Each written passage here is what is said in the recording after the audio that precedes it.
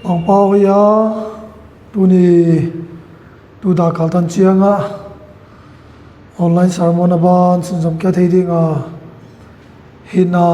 damnang pia zia in mangpan tupina tamasata hen tunia itupi dinga kaing te le le Hattuom te Mission thupipen hu bangadiai chia hi a to mi na di ilai siang tho pan san ding in ma mung som le gup na tang som na nga na to na padin i holim ding hi khan tan hoi ma mung som le gup tang som na nga na to chin ama na kungwa leidung bom pia payun len sirusiam chinteng kunga khan tan hoi genun mang pani lai siang no sim dei tan chara thu ngor zor ta hen tamna John Martin quotation khat iladinga aman bang chin ge nei chi ai le mi Hagau le bus driver in apang the hi driver la apan ta nga le bus lampi hoi hoi a tol ding hu amo puwa na hi mi Hagau le Christian aswa the ya Christian aswa ta nga le khan ta noi atang ko ding hu amo puwa na hi chin again hi tunin bus driver apang sungsia pen gari adei dan na tol thei sidinga mi pi te ar ding khwal na lampi hoina atol ding to chima bang in Christian no le Christian hi thei dinga hi jong le Christian hi ta nga le namo po bange chi le mission au ma to mi khu khan ta hoi tang ko ding chi hi tamna Hattuom ichi chi in Greek ha min ecclesia akitia akhian na hi le Hattuom te leitung apan haddo te chi na hi tamna mi piang tha te ki ge na hi a Hattuom ichi chiang in piang tha te ki pol khom na khu mu thei Hattuom akichi hi korin khan na bung khat tang ni na Thessalonica khan na bung khat tang khan na kil na bung khat tang som na khanan age na hi to ni Hattuom ichi chiang in ya mi da na ki pol khom na society a min ki khum te hilaw hi a Hattuom china call out china hi mi piang tha te age na hi ani na mission ning chi chiang in tami pen Latin ham a mission day akichi a pasian solta silhoi boldia sola umte china hi efisa te bungni na tangsom na solta polin mang chine ge ne ate pen silhoi boldinga gorsa hiu hi chi ma bangin tunia silhoi boldinga pasian solta pasian deina banga na sem dinga sola umte khum mission na sem te china hi mi hingte lai siam te khu mi pil chiwa hina le pasian in Hagau mngthai man te hu mi pil hi chin thu pil te proverbs som la khan na tang som thum na again hi tam dang pen Hattuom le mission abul adiei aham zung aham bul le ahian na ige nai a tun nei anwaya Hattuom mission khu bange tonin Hattuom mi te mission bange chin henki dong hila gedan tampin dinga Bible dei dan again jang dinga mi hing dei dan again jang dinga tamna Hattuom mission khu bange ichi chiangin tunin no jong angai tu te nalung simwa na koi unen no ngai dan bang chi tamna lai sang tho dei dan pasien dei dan hi le ilai sang tho in Hagau mngthai te man ding khantan hoi tang ko ding hu mission pasian mission Hattuom te mission thupipen hi china ge nei to mi mission na se bedinga a step bawlpi a step masa pen ai le Hundamna kem Crusade revival chite evolving pen hu to mi hu pasian mission subuching le dinga a number 1 a step masa pen hi a tu lai mi jong sian Hagau mngthai man tu mi jong sia pen Christian jong sia pen Hagau mngthai man tu na ki pang thei si a hinan le aman na dinga vai guan ki siam na ipang thei chia le hi chi thei le urwa isa hi tu ni na pasien tu ge na Crusade Crusader in pangthei sinala tinjong to mi crusade lo china dinga to mi kem lo china dinga sumle paya na panle jong hagau mngthai man na nangjong pangkha na hi chi tunin ngai he tu ten thele urhuai isa hi jong na tu lai mi hingte in Christian akim in vote in mission pen a number 1 koino loin ani na athum na omling te pen akhan na ki le koi jata moi to te bangai chi ai le hagau mngthai man dinga kem crusade bol te pen tu lai vai hino lo sum pa mai sa ki chi gyap ta in to te sangin mission bangai bi thupipen lam ding sound system thupipen le a to te to changkang ta pasyan bia ding chi hi changkang ta pasyan bia da i bia pa ki pa kha lo ding pen zau hoi ma ma hi tunin sound system te asia ka chi sia biain tu pita lam te asia ka chi sia ine yo let pen to te pen ani na ai a to te pen ibol zo wai la selo hi jong le apoi mo sa pen hu to te zang ding mi siam ding hu poi mo hi gende na in bible na in lem a bible sim tu ding mi um sile bangai phatong bible e mi ga avelu um lo hi Bible inay masagin ami asimding mi umasale Bible aman padan kitheding to chi ma bangin in Christian te ari nga emission na sa perhu hagau mngthai man dingai to mi ilai sang don leidong mompia payun len sirsiam chindeng ku khantan hoi ge nun tami ku hi tu nia Hattuom Mission tanga also Smith in again na bang sin again mission na asem lo Hattuom hu asia hi Hattuom tidam na le tha na zatui hoi per hu mission na se hi china ge nei tu nia I Hattuom ha na ding I Hattuom dam na dinga a hoi per hu Hattuom Mission hagau mngthai na set na I ha pan ding to mi pen thupipen hi biain alak alagin lamzo in to mi biain sunga ama beding a hi lo le Jesus Christ hinna nei mi khalani musile bangai Hattuom biain to pi si asunga ki khomte ban ngam kai ding si ipiang tha ai le ban ngam ki kai ding hi bo hi chi thele udhuai sa hi to ba da kumtam pi jong na pe ta tu dan chiang alai bugel tul ngai lo Matthew Henry commentary gyal pai aman bang chin again chi ai le sanatum mual chia kanei sangin hagau mngthai khat man leng kalunga kimzo chi hi min Jesus Christ hin na diang nei chiangin hagau mngthai te ma thupi sa hi sana mual chia kanei sangin hagau mngthai khat man leng ke adi hoi zo chi hi ebang kem crusade bol ding vela sumsial ta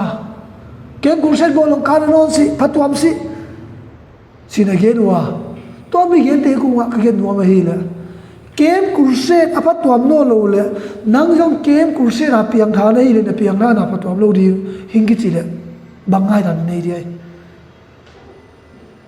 gen de na in lai sim di in ba hari di in ba hoi si chi le bangai lai sim man tu ne Hattuom kha di crusade chi chi in garsa chi nai mel na pa garsa di tasa garsa di si Hagau garsa di tu ni in tamite ingai tu pi lo wa Hagau garsa da ingai tu pi lo wa hi le bangai Hattuom ilang ka hi na I pastor hi na ma Hattuom si evangelist hi na Hattuom si upa hi na Hattuom si church alam ka hi na Hattuom lo hi tu ni ingai tu pi ding pen hagau mngthai man ding hi tunin pastor long sia hagau mngthai aman thai si evangelist long sia crusader jo hi tuan si pasia din mi za de oma hujong la tu ni igen no ma hi na tu te sip so na ding in tu ni in crusader pa to kem mol na dinga sumle pa ya pang pa pen hagau mngthai man na tan bo nei to hi man phatwa to hi je tu ni in hagau mngthai man na nang jong pang thei nei chi tunin ki thei le chin uduai ka sa hi to mi jen tu lai kem crusade te sa in la por so chianga van za ding uniform ki tu pi bor so ta mo hi uniform pen a number 1 hi lai sang lo hi uniform alom lom pin de in piang tha se le bangai Hattuom uniform này là vào trong lá sa thấy piang tha po này tôi mi mang pa ki pa na uniform hoi gì nếu hát bằng nghe lung xiên là mang ki muri hi tuan lo hi tôi này uniform thì hoi si cái gì inei đâu na le tôi te pen ai ani na thum na hình hi pan đi number one pen Hagau mngthai man đi tôi mi pen poi mo ma sa pen ei chi tôi nên thấy là uruai isa hi tôi là zone flatter cái chỉ pan bằng cái này chi ai nè kum som li sung pasian na ka sem na Hagau mngthai mi khat bo kamat in zong sep ta ka sa ve ve chi ai loin kem Crusade bor chi angin mi se ai ma ki dem danin tu tung ke ma mi som nga ikidem na hi som nga la mi som tu velang pang le bang ilung ke mo ai lo le akim ha te piang thari kichi Hundamna na se pen pasian na se hi ming te na se hi lo hi jo la Hundamna na se madi nga mi ten Hundamna amu na di avai gon champagne ming te na se hi tu lai ai den mi den bagi bol chi le pasian na sa di pen en ki se som ta bo to mi je ki buai hi pasian na sa di se di hilowin ai na se di se di zo hi pasian Hundamna na se mama mo pu hi tua mi Hundamna min amu the ne dinga vai gon champagne nang la ke mo pu hi chi tunin the le uruai isai zone in bang ge nei kum som li pasian na ka sem na Hagau mngthai khat kamal le jong ke ya ding set ta ka sa chi hi tua hi le tunin ai te lungel kin ha khian mama ai den ke mi bolin piang tha na pen ai te khura da na ki gelin mi ang bage hi sa da na mi som la mi nga te be piang tha lo le ini tha tum lo pu ki chi to te be pasiana pa nei sia mel ma pa se ta na pa piang zoi to bang lungel zong nei lo ri ngai to me sia tu ni in Hundamna na se pen ai te se ding hi sia ai te mo pu hi sia mang pan mo pu hi mang pan au pi za piang tha di ai to mi di nga mi de ilung sim aki hon ngai ai chi thele uruai isa hi abana pasian mission za zui lo aza huai dan tunin pasian mission ang pia pen leitung a peul len sil siam chin de ko khan tan hoi thu ge nu chi tamna pasian mission zui lo gol nei zona hin huwa ele uruai sa hi zona hin ho pen tu lai Christian hin ho to ki bangai tu lai igam tu lai Christian te dim mun to ki bangai ama bang chi le pasian mission pen nenevi mi te pen akisia Hundamna ding pen pasian mission hi jong le zona in adei bangai chi le nenevi mi te pen pasian in golden land sumang ve le chi ba pasian mission le mi mission ki balo dan pasian in zona ko peilen nenevi hopia khantan hoi thu vage na chi le zona u lo hi bang zia in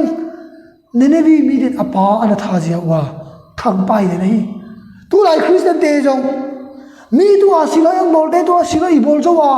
mi ang muda ang gen se kha oma ilang apang ha te pen sile jong ho ki sono lo to te pen pasian lung dei ba hi lo Christian te ching di hi lo na me ma te I din chi va pasian mi sona pasian dei da na min na petang bile lang kha do in chi va ai de pen ipetang ki bele to bal ki pe ade khu ki tuan el jang ki tuan ama khu ba ki tu sa Christian ka hi ki chingal zona bang ke hi ve ve tam na zona pen pasian in Hundamna thu ken ni a sol la in ama jong akipana hi jong le atunna pasian dei ram hi lo nenevi zuan di nga pasen asol pen ama Tarsis lam zuana apei da chiangin Tarsis kuang sunga batawa kuang nuai lu ato da tua chin mi him pen koi ma pasen apa tai mang thei do hi dan tamna zona hi wa ki mo tua chia Tarsis lam da pe da chiangin hui pi nuwa de lahi gwal nei ba zona zia in bang mathei lo khopolo wa nuam ta Tarsis lam tung ding te pen si le hin ti kala umwa hi tunin Christian ka hi lamkai ka hi bangai pastor ka hi evangelist ka hi kichite tunin kingai tu le usoi ka sa hi pastor jong se hi ton si a evangelist jong se hi ton si a Hattuom lamkai ti jong se hi ton si upat jong se hi ton si a hi jong le tu ni a piang tha lo ki piang tha sa lamkai te jen igam buai hi athu lo thu sa lo tua te hi lo ding ai pasian na sem na i thua pe ni lo om ding a mi thua pe ni lo om ding ai lam kai hi zia silo sia ei thu pe ding chi tuan lo ai i mang pa jesu en le Christian te da i lam kai hoi pen ama bang ge nei atung thu ki le la ya so ahoi adi na thu zong akido la ya so aman kam kha do ke lo ai ei te pen nếu họ đi xí mà yêu xím lệ ai cái đi cào kia ngala tôi nên zona gì buaya tôi nên nang gì anh ấy sung buaya nang gì anh ông Hattuom sung buaya lagi ngay tuain pasien apa alam pia di khadi kita aku min lam kain ana pangkhana vecin Bible buswa khana vecin nang gì pasien biana abuai khai le ki ngay tuain ani na bang si zona pa sa na pa tai mang ta chi agin mi hing te up ngai lo da ding mu na up loi to mi hei te ngoi chi ai le bung han na tang so ma ski na le chin na pi gi lo sunga sun thum le zan thum up loi to mi bang si na pasian a par alam pial chi ai to ni zona banga pasian mission izui nom lo wa hi le nang la ke jong da chiang in sung abuai di nga ei ma hin khon abuai di nga tham lo in iki por khom na society jong buai di nga hi to mi zai tu ni pasian mission pen izui di hu poimo ma wa hi chi thele urhuai sai pasian mission izui le wa hi le Hattuom sunga Hagau lam hal thana tum sangin kisiat na ki khen na buai na ang bom zodi to mi pen pilwang ma di ga hi chi thele uruai sai to la ei bi te la pasani na sama ma tu khang tu dan chiang a zo na sama ma reverend dr zem pa puin bang chi na ge le e chi ai le mi hing te bo nuwa tol ka sa le tu no lam chiangin Hattuom te zong nuwa tol thế hi làm cái thế thà hi Hattuom tên Hagau mngthai theina lai na anei lo le anwa to le hi chin again hi to nin tam na pasian mi jan ren je pa bu tu gen ngai to tham ching ma hi Hattuom in Hagau mngthai man na lungsim ngai ba theina na lungsim anei lo ai le Hattuom anwa to chi nai ve alam pial ta chi nai ve ei loi pen kem Crusade ki bol le jong den dam le Hattuom lo ki chi bo tu ni tua bang kam teng za ding chi hi lo hi Christian di tai le tam bang te i za ding chi hi lo hi mi na bol a bol thei lo de kwa bang chin tam bang i bol thei di ai kem Crusade bang chin i bol thei de chi a bol thei lo de i han thon din lai zahat jani pia ta sen ban pia kem Crusade jong Hattuom lo si na chi mo le nang piang tha na jong kem Crusade hi le na nga jong Hattuom lo mai thei hi to mi zia in tu nin ki ngai to le chen uruai isai to mi zia in tu nin Hattuom adinga Hattuom uniform le dinga Hattuom in sum alak asinga isenga sound system le dinga alak asinga ising na mule Hagau mngthai man na dingin jong siang le bange sia na chinom tai ming a velu dan ming khat jong leitung tum pi sa man tam zoi to mi zia in Hagau mngthai man na Hattuom pi ching te bang hi zo le bol kum hara nu te ai bol dinga akum kya che pa te akum kya che khang lai te akum kya che la naw pang te u cha nu pa chi te akum ko i bol ta mai le Hattuom mi te ki khang to le li ngai kum thu ma jong khat de jong ki bol zo lo i bol som sun chiang ki phun na lai a khen te pang ngam lo na lai tua te bang Christian san na lai ma zum hoi ma hi tua bang hi khari tua mi zia in tu in sound system le na dinga na sum sial lo bangin uniform le na dinga nga na sum sia lo bangin Hattuom vai kwan nele ta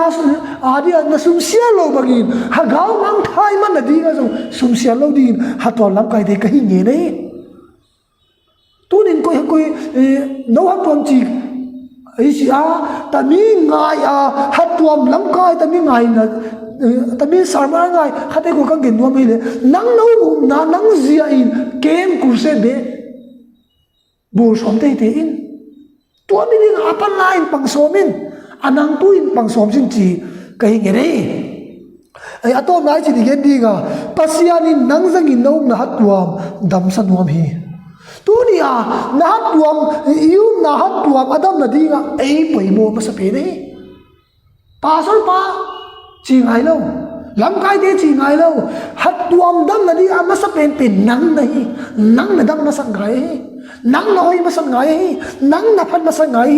nang pasian na the ma sang ngai ai lai pen ai ki poimo ai pen ki salawin midang ki veina midang veina sin len nang ki veina masala chin tua mi pen veina la lo ching pen ding ai tam na ena chin Genesis bungsom le sagi na lama ingera bungsom le sagi na para bungsom thum la ni bungsom le gya tang som lu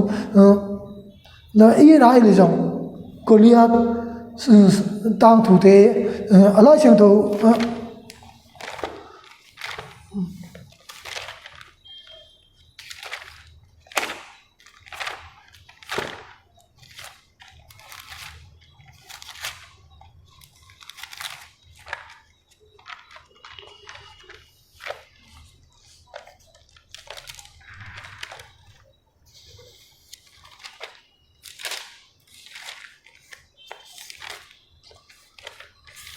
Samuel khan na ai zo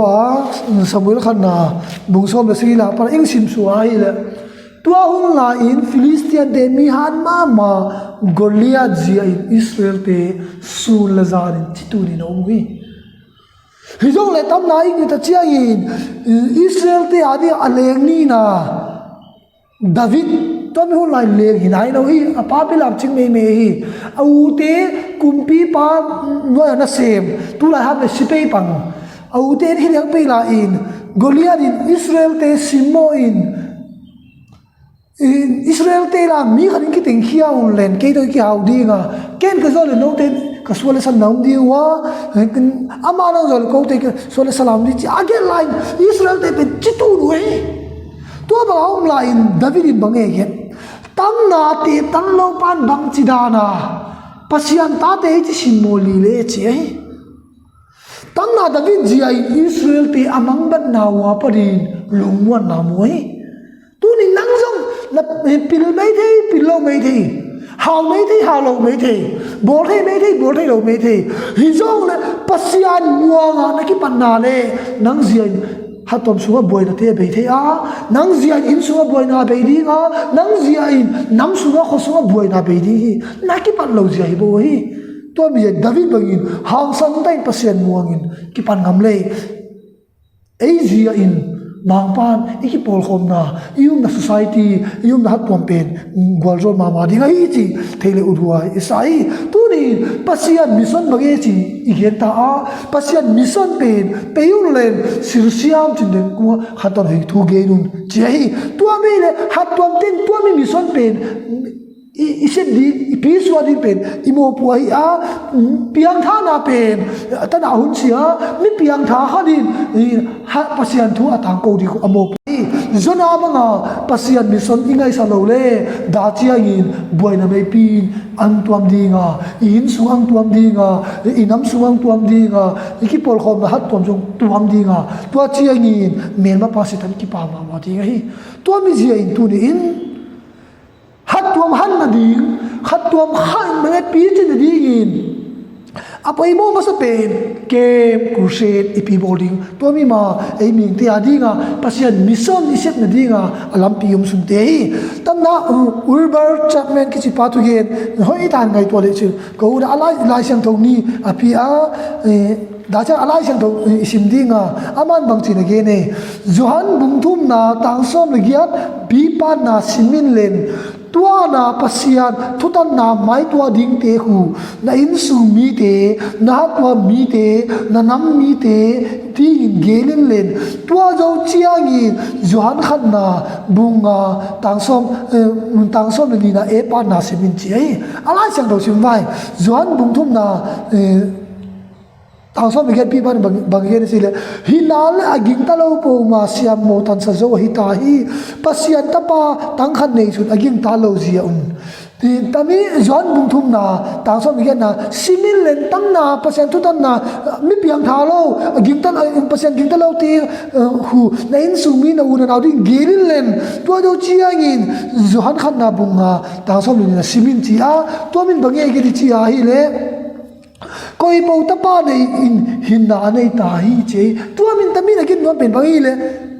kem crusade poi mo pen chi nai tua mi ye in tun in unaw bang na ngai tu ai Hattuom langkai ana pan sungin building lam te pen to te apei to ve ding ai a sound system ne te apei to ve ding a langkai khan nei sungin bang chi khang la ya mo naw pa nga mo nu pa amo papi nu pi amo crusade kem chi te sai som te te in tu ani le mang pa na tu ki pa dinga mang pa mission na sen na nang zong satan khat nei ding nei tu mi je in tu ni in kem crusade chi chiang in na bil hum no sin kem crusade hi Hattuom mission to people tu mi je na cha do ge na peyun len sirsiam chinde go khan to noi thu ge nu chei pasian hoina pasian thupi na itam ko ring pe christian te mo po na hi chi thei siama tu nia tami adia tami sermon ngai Hattuom lam kai te so usiai kem crusade manpha velu ai dan tu mi ni na mang pan nang le ke mo po na pi ai thei siama mang pa deina mang pa ki pa na banga mang pa mission siam nu ching ding le to mi mission tung ton midang din mang pa hoina mu the ne dinga panlak hengam panlat tu a pangam ding nga he tu te chau sia mang pa du phang pia in hingwa ro cha ta hen